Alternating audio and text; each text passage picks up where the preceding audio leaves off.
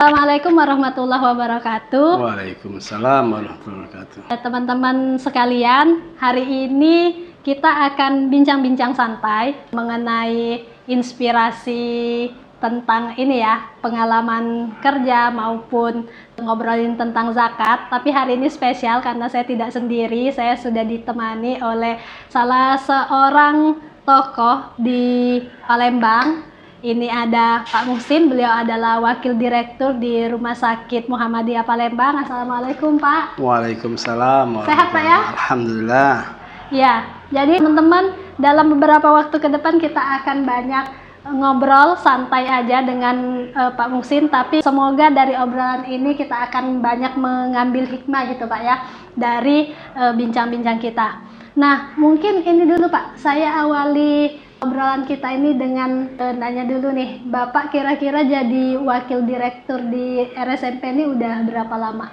Ya, alhamdulillah jadi wakil direktur rumah sakit ini baru 1 tahun 15 hari. Oh, kalau masa baktinya biasanya berapa lama Pak? Masa waktunya 4 tahun. Oh, lumayan juga kalau 1 tahun Pak ya. Cuma masih panjang juga perjalanan. Masih panjang 4 perjalanannya. tahun kayak gitu. Nah, kalau sebelum dari wakil direktur nih, Bapak apa amanahnya gitu? Sebelum jadi wakil direktur, kegiatan saya sehari-hari itu sebagai guru tetap di SMK Muhammadiyah 3 Palembang dan di Lembaga Al-Islam Kemuhammadiyahan Universitas Muhammadiyah Palembang dan bantu-bantu mengajar di Universitas Muhammadiyah Palembang. Oke, jadi ternyata Pak Muhsin ini praktisi pendidikan juga sebenarnya kayak gitu. Nah, perjalanannya sampai akhirnya bisa ini Pak dapat amanah di RSMP ini kayak gimana? Nah, inilah kita ini kan takdir Allah itu yang sangat berperan dalam kehidupan kita ini. Pada dasarnya saya ini melamar jadi dosen tetap di Universitas Muhammadiyah Palembang karena sudah bertahun-tahun mengajar di Universitas Muhammadiyah Palembang, belum diangkat dosen tetap. Nah, jadi karena itulah tadi, karena takdir Allah, jadi isu masa bakti direktur dan wakil direktur rumah sakit Palembang ini sudah mulai habis, maka saya masuk bursa pencalonan diri untuk jadi wakil direktur. Dan alhamdulillah saya bisa lulus tes dan jadi wakil direktur Rumah Sakit Muhammadiyah Palembang bidang SDM dan AIK. Oke, Masya Allah. Jadi ternyata ini Pak ya tidak disangka malah ke bidang yang ini. Awalnya mau melanjutkan pengabdian di bidang pendidikan tadi, cuma ternyata Allah kasih jalan pengabdian di bidang lain kayak gitu. Ini kan tadi katanya sudah 1 tahun lebih dikit ya kayak gitu untuk pengalaman Bapak di RSMP ini menjadi wakil direktur. Nah, pengalaman Bapak atau mungkin tantangan Bapak sebagai pemimpin di rumah sakit ini apa aja? Mungkin tuh bisa jadi inspirasi kayak gitu di generasi sekarang. Bagaimana sih kita akhirnya menjadi pemimpin sebuah instansi yang besar? Memang saya ada moto ya, pernah mendengar nasihat dari seorang tokoh ulama Kiai NU menasihati anak muridnya. Kiai itu berbicara, innal hayata akidatul wal jihadun. Sesungguhnya hidup itu adalah perjuangan dan keyakinan. Nah, menjabat sebagai wakil direktur Rumah Sakit Muhammadiyah ini berbeda dengan jabatan yang lain. Karena permasalahannya sangat kompleks. Dari peraturan kementerian tentang kesehatan, peraturan pemerintah Kota Palembang, pasien, pegawai, begitu banyak kompleksnya. Tapi itulah tadi, namanya hidup itu perlu perjuangan, perlu keyakinan. Apapun persoalan yang ada di pekerjaan itu, kalau kita niati untuk beribadah kepada Allah Subhanahu wa Ta'ala, maka segala masalah-masalah itu dapat kita selesaikan dengan baik. Masya Allah. Jadi itu teman-teman ada 2 poinnya tadi, perjuangan dan keyakinan, Pak ya. Nah itu mau kita di bidang apapun, mungkin bukan cuma di bidang kesehatan Pak ya. Di bidang apapun 2 ini, perjuangan dan keyakinan adalah hal yang harus kita pegang, kita jalani kayak gitu. Nah ini kita bergeser Pak terkait dengan kalau kita di Dompet Duafa itu Pak ya, mengelola dana zakat. Nah itu kan kita salah satunya tuh ada bidang kesehatan Pak. Jadi kita punya klinik di mana ya orang-orang yang kurang mampu itu kita bantu biaya berobatnya kalau misalnya ya mereka sakit kayak gitu.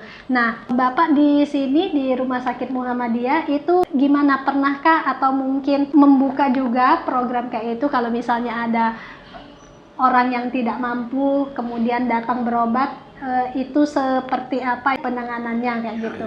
Khususnya ini tadi mungkin kan kalau Muhammadiyah juga sebagai lembaga yang besar ada lazismunya juga. Ya alhamdulillah di Rumah Sakit Muhammadiyah Palembang ini sudah ada yang namanya Lembaga Amil Zakat Infak Sedekah. Rumah Sakit Muhammadiyah Palembang. Jadi setiap pegawai itu telah mengikhlaskan gajinya itu dipotong 2,5% sebagai zakat profesi.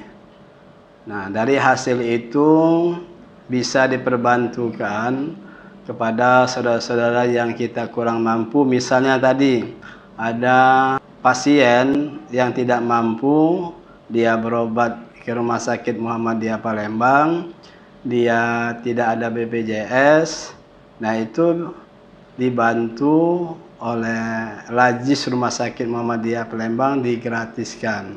Kalau biayanya sampai 3 juta, 4 juta atau 2 juta itu diperbantukan dengan uang Lajis Rumah Sakit Muhammadiyah Palembang. Dan setiap bulan juga kita mengundang tetangga-tetangga karyawan Rumah Sakit Muhammadiyah Palembang untuk menerima sembako. Jadi dibagi 2 grup karena banyak, ada 230 orang. Jadi 230 orang itu jadi 2 grup, bulan pertama, bulan kedua. Dan juga ada untuk abang-abang tukang becak. Jadi abang-abang tukang becak kita undang datang ke masjid, mendengarkan tausiah ceramah, dan setelah itu mereka mendapat bantuan sembako dari Lajis Rumah Sakit Muhammadiyah Palembang. Jadi zakat yang ada di Rumah Sakit Muhammadiyah Palembang ini sudah kami peruntukkan untuk pasien-pasien yang kurang mampu, dan juga kami pergunakan untuk dakwah. Nah, setiap bulan juga kami datang ke daerah. Ada yang ke Jalur, ada kalau di kabupaten yang paling dekat itu Ogan Ilir. Jadi setiap bulan itu kami lakukan untuk dakwah menggunakan dari dana zakat itu. Oke, baik. Jadi ternyata zakat yang sudah ada di RSMP ini bersumber dari internal, Pak ya. Maksudnya kayak udah secara otomatis dari ya karyawan-karyawan pegawai di sini. Dan penyalurannya pun ternyata sudah lebih luas juga, bukan cuma ya untuk pasien yang datang, tapi memang ada yang ke sosial tadi bagi sembako, bahkan ada yang sampai ke luar wilayah Palembang kayak gitu ya. Terkait pengelolaan zakat lagi, Pak. Jadi kan memang di Palembang, bahkan ini ya nasional segala macam, itu kan kita sudah banyak lembaga zakat kayak gitu Pak ya. Nah, menurut pandangan Bapak sendiri, apakah ada peluang kolaborasi kayak itu Pak? Misalnya kayak, oh ini Dompet Duafa lembaga zakat juga. Nah, RSMP ini juga punya program pengelolaan zakat kayak itu. Peluang-peluang kolaborasi yang menurut Bapak itu seperti apa? Peluang-peluang zakat kolaborasi misalnya Dompet Duafa dengan Lajis Muhammadiyah atau Rumah Sakit Muhammadiyah ini, saya rasa itu ada peluangnya untuk saling membantu kita menyalurkan zakat itu kepada orang-orang yang tidak mampu. Peluangnya sangat besar itu kalau mau itu. Iya, berarti sangat ini Pak ya, terbuka peluang gitu ya kolaborasi. Dan masih banyak yang lainnya juga tadi, karena beberapa ada contoh yang tadi itu pemberian sembako, apa ngisi ke daerah-daerah dan segala macam kayak gitu. Oke, Bapak, mungkin kita ada di penghujung bincang-bincang sekarang, Pak. Mungkin kalau misalnya sebelum ditutup ada penyampaian pesan kayak gitu untuk teman-teman atau generasi muda saat ini terkait menjadi pemimpin kayak gitu, boleh disampaikan sebagai closing statement. Ya, itulah yang seperti yang di awal dikatakan tadi, peluang kita jadi pemimpin ini sangat besar. Yang penting kita berjuang, kita yakin apa yang kita cita-citakan itu akan berhasil.